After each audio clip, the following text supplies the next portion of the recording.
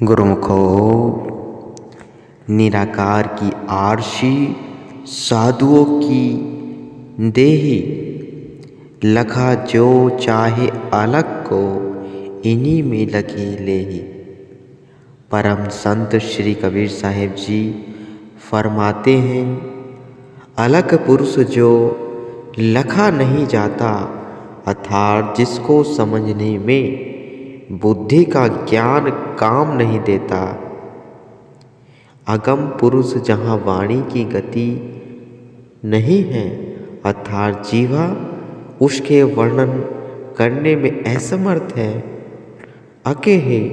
अके पुरुष जो जीवा से कहा नहीं जाता, अर्थात मन बुद्धि इंद्रियों और वाणी से परे जो कुल मालिक का स्वरूप है, यदि इसको देखने की इच्छा है तो उसको देखने का दर्पण सद्गुरु संतन की देह है। इस पवित्र दर्पण के अंदर तू उस अलग पुरुष को ठीक प्रकार से देख सकेगा, ऐसा संत कहते हैं। यदि तुझे मालिक के पवित्र स्वरूप के दर्शन की इच्छा है तो गुरु के रूप का ध्यान कर।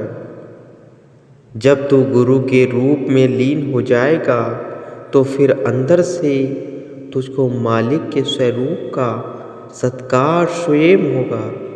इस प्रकार से मनुष्य को समय के संत सद्गुरु की चरण शरण में जाने तथा उनके उपदेश पर आचरण करने से ही आध्यात्मिक आनंद, आंतरिक सुख, वह सच्ची शांति तथा मनुष्य जन्म के लाभ की प्राप्ति हो सकती है। सज्जन पुरुष बुराई से सदा अपने आप को बचाते हैं, क्योंकि वे कुसंगति के प्रभाव को जानते हैं कि कुसंगति का क्या परिणाम है। कुसंगति का विष खाने वाले विष से अधिक विषैला होता है। खाने वाले विष को तो पान करने से दुख कलेश आदि का प्राणों के अंत के साथ ही अंत हो जाता है, परंतु कुसंगति का विष तो इतना भयंकर है जो जीवन भर के लिए दुख कलेश आदि में डालकर जीवन को भी नष्ट कर देता है और जीवन में तथा जीवन के बाद भी घोर नरकों में डाल देता है।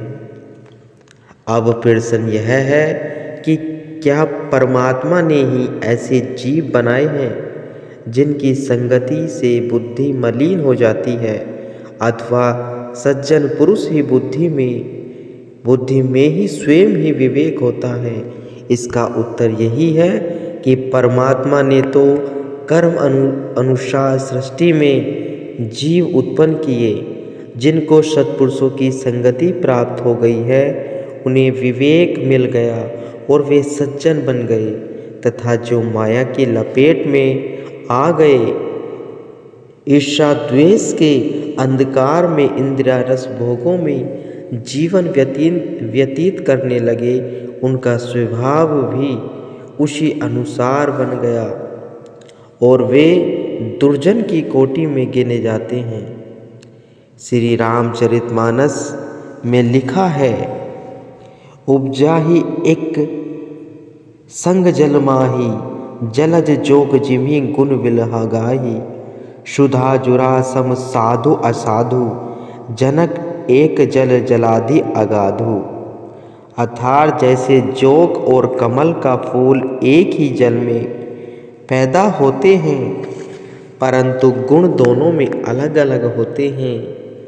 अमृत के समान साधु और मदिरा के समान असाधु, इन दोनों अमृत और मदिरा का उद्भव स्थान अगाध समुद्र है। अब विचार किया जाए कि इन दोनों के गुणों में कितना अंतर है, आकाश पाताल से भी अधिक। इसी प्रकार सुसंगति और कुसंगति का अंतर। अतएव सज्जन पुरुष प्रथम तो कुसंगति से बचने का हर समय उपाय करते हैं। यदि कभी देववश उन्हें कुसंगति मिल भी जाए तो वे इस प्रकार रहते हैं जैसे श्री रामचरितमानस में लिखा है, विधिवश सुजन कुसंगति पर ही फनी मनी सम निज गुण अनुसरहि। तो सांप में यदि विष पर्याप्त है परंतु मणि उस सांप में रहते हुए भी विष को ग्रहण नहीं करती अपितु सर्प को प्रकाश देती है, इसी प्रकार सज्जन अपने आप को कुसंगति के प्रभाव से बचाते हैं और दूसरों को भी सुमार्ग पर लाते हैं। अतएव सत्पुरुषों की संगति प्राप्त कर सत्मार्ग ग्रहण करना है, कुसंगति से दूर रहकर अपने जन्म के लक्ष्य को प्राप्त करना है। मनुष्य के दिल का संबंध सद्गुरु के साथ होना चाहिए। यदि मनुष्य ने अपने दिल को किसी दूसरी तरफ लगा रखा है तो संत महापुरुषों की दृष्टि में यह बड़ी भारी भूल है। ग्रंथों में दिल को सद्गुरु का निवास स्थान माना गया है। जो मनुष्य अपने दिल में विषय वासनाओं वह अन्य ख्यालों को जगह देता है वह गलत काम कर रहा है। अन्य विचारों को दिल में स्थान देना अपने साथ शत्रुता करना है।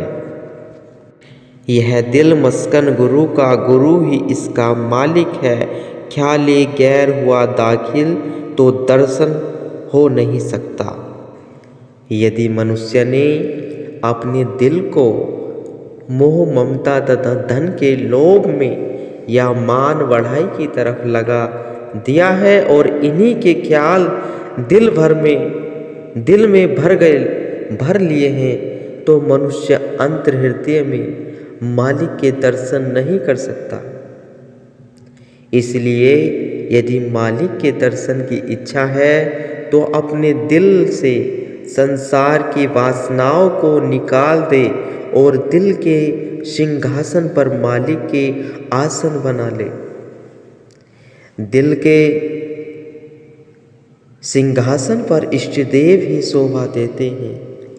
यदि कोई मनुष्य विषय विकारों में उलझकर अपने दिल में सांसारिक इच्छाओं को जगह देता है तो संत महापुरुष इसे अच्छा नहीं समझते।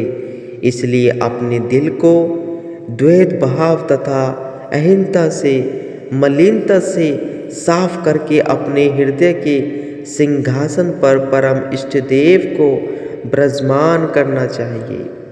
अपने आप को चोर डाकों से बचाने के लिए लोग किसी ऊंची मीनार पर बंदूक लेकर चढ़ जाते हैं। वह जगह इतनी सुरक्षित होती है कि वहां पर चोर डाकू नहीं चढ़ सकते। यदि डाकू लोग ऊपर चढ़ने का प्रयत्न करें तो उन्हें अपनी जिंदगी का भय होता है। इसी तरह से काम, क्रोध, लोभ, मोह, अहंकार वह मन भी इस जीव को सुरती को पकड़ना चाहते हैं। इसलिए जीव को अपनी सुरती को ब्रह्मांड देश आँखों के ऊपर में ले जाना चाहिए। काम, क्रोध, मोह, लोभ, अहंकार, मन वह माया का निवास पिंड देश में है जो आँखों से नीचे है।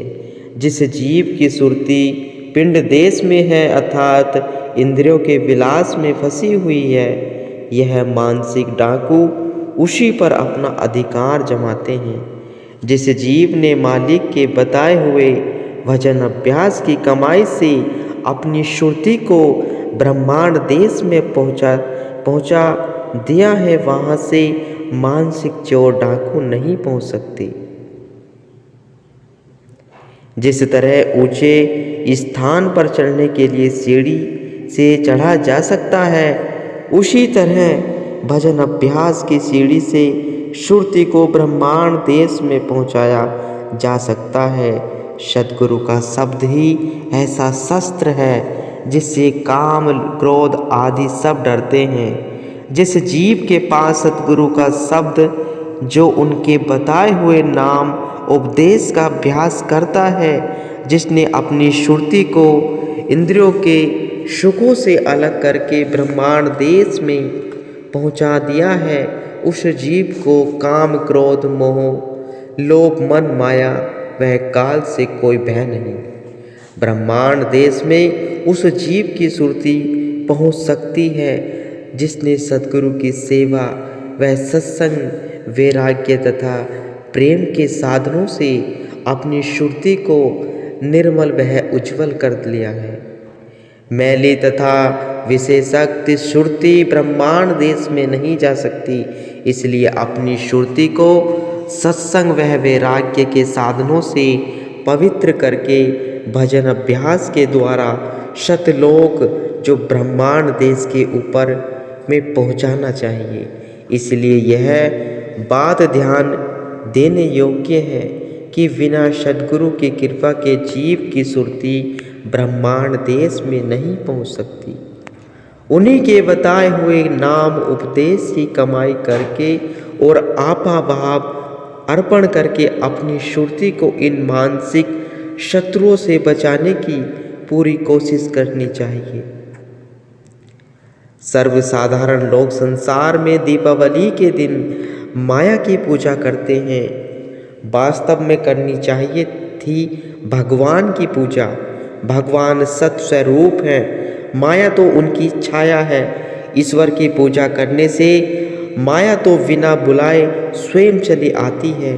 जिसको ईश्वर की प्राप्ति हो गई है, सांसारिक सुख बिना प्रयत्न किए ही उस मनुष्य को मिल जाते हैं, परंतु लोगों ने गलत मार्ग अपना लिया।